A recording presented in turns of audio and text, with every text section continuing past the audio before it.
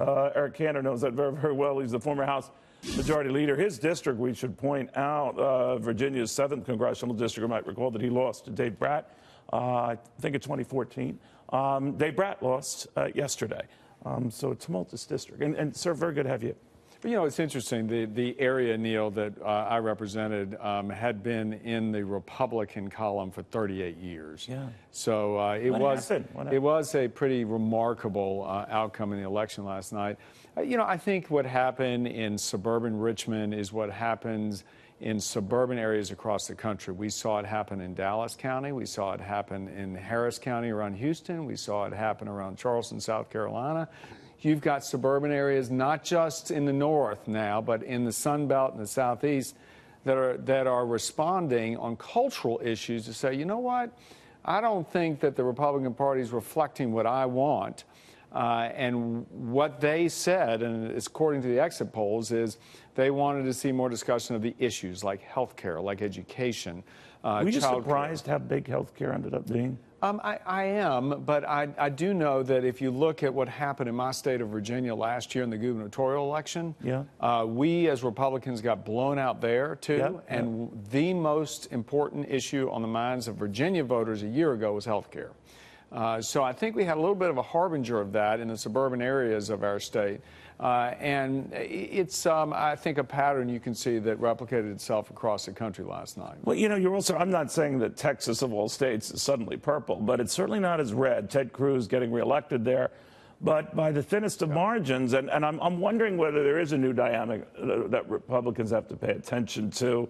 The gains in the Senate, which are impressive notwithstanding. What do you think? Gains in the Senate are really impressive, and I credit the president for getting out there and going, how many districts and rallies did he do in 6 days, 11 or so? I mean, it's pretty impressive, and I don't think any president before had done something like that. Had he not done that, Congressman, is it your thinking that the strategy he used, in other words, focus on the Senate because the House was looking like a lost cause, was the right one? I do think if he had not done that, we may have lost the Senate. I think, honestly, he probably stemmed even further losses in the House. Interesting. And, you know, you have now a situation where we'll probably end up, I think, in the low 30s for the number of seats that Democrats have picked up. And that's about average for a midterm election. And it's very close now, regardless. I mean, the Democrats are in charge, to your point, but it's not a huge majority there. It's not a tiny one. I've been in office and was the deputy whip, and we had a much, like, single-digit margin. Oh, is that right? Okay. Yeah, so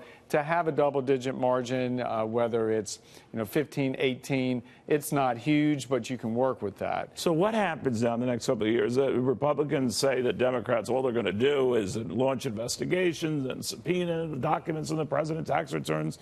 He indicated just a few minutes ago, Congressman, you do that, tit for tat, I'm going to be going after you. And it could easily go south. Yeah, it could. I think the challenge for Nancy Pelosi and her leadership team is going to be to not overreach and go to the extreme. Some of the extreme members want to do just that. Chuck Schumer in the Senate had warned Democratic candidates, don't go too crazy here. I don't know where Nancy Pelosi stands on this, but she's got a tough line to tell, right? She really does, because she's got a lot of rank and file new members that are coming in who feel like they've been elected on this mandate of a socialist Democrat agenda. And also a mandate that includes not having her as their leader. How does she get around that? Well, I think that will resolve itself. And I think, as you said earlier, we see Nancy Pelosi quickly trying to go in and project that she's in charge now. And is she? I mean, she is ostensibly their leader. I think right now she absolutely is. And the more the days go by where it's evident that she's put in place a strategy and a plan to lead, it's going to be that much more difficult to stop her from becoming Speaker. Well, and how do all these candidates who ran, the Democratic candidates, Congressman, on the notion, I'm not going to make Nancy Pelosi the leader, how do they get around that? They're on record saying. So what happens when a majority elects their leadership? The first round of elections occurs within the caucus.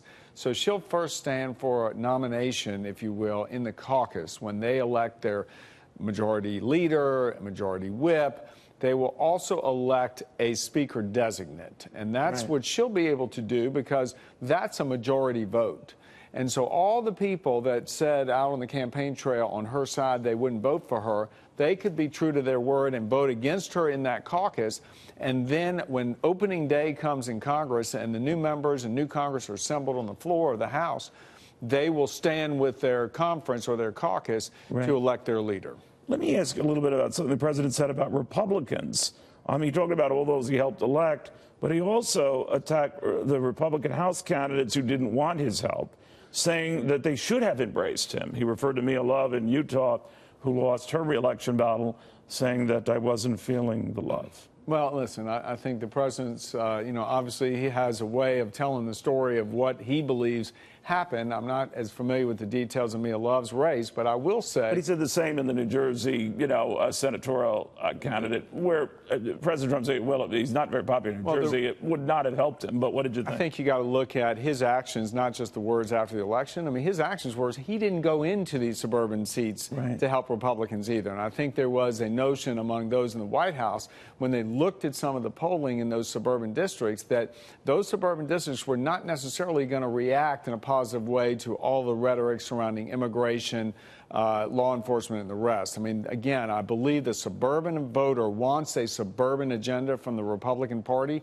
They want Republicans, in addition to talking about strong borders and a good economy, they want to know that their health care is intact. They want to know education is there for their children. They want to know about their child care. They want to understand how they. But you mentioned the health care thing, Congressman, and she mentioned again, it said a number of other Democrats, Republicans want to take away coverage for pre-existing conditions. I have not heard a Republican state that outright. There might be groups that are, insurance industry and elsewhere who are fighting that, but I have not heard that from some of your old Republican colleagues. Is that a legitimate issue that Republicans have to be worried about, that it looks like they're yanking away a benefit here? Where I think our party needs to go is my party needs to say, Obamacare doesn't necessarily have to accompany pre-existing condition coverage.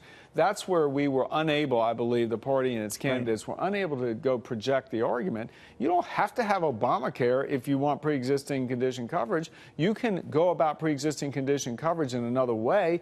I know when I was leader, we presented several different options. I do believe that the party, in the last couple of years, when they tried to replace and repeal ACA, they presented some options, but unfortunately that message didn't quite get through. Yeah, and here we be. She also alluded, Congressman, to what happens now on some of the bigger issues like this caravan that's coming, and she quoted Ronald Reagan of all people. Saying that, we cannot keep people prevented from getting into this country. Of course, the accurate and clear reality is that we haven't stopped that under Republican and Democratic presidents. Under this president, we are still seeing better than 1.25 million likely this year legal immigrants become American citizens, either through green cards, visas, et cetera. That gets lost in the sauce, and your party ends up looking bigoted or worse, racist. What do you make of that? Because it's all conflated thing, or Republicans are anti-immigrant, when in fact record numbers are still legally being allowed. These are the cultural signals that have been sent, I think, received at some level by the suburban voters. And I think that the party's challenge for 2020 is to make sure that the reporting and that the position is being portrayed in an accurate way. Our party has always believed in strong borders. Most of America does not believe in open borders. They want strong borders where the law starts at the border. So you think the president's on the right track, the tack he's taking on this? The president's on the right tack in terms of the issue and the position on the issue. I think that what we need to go and make sure is that we are not only in the lane of this kind of vile rhetoric that sometimes you hear around the issue, and that we stick to the fact we want strong, secure borders, period. And we don't sit there and ridicule immigrants or do anything like that. Cantor, thank you very much.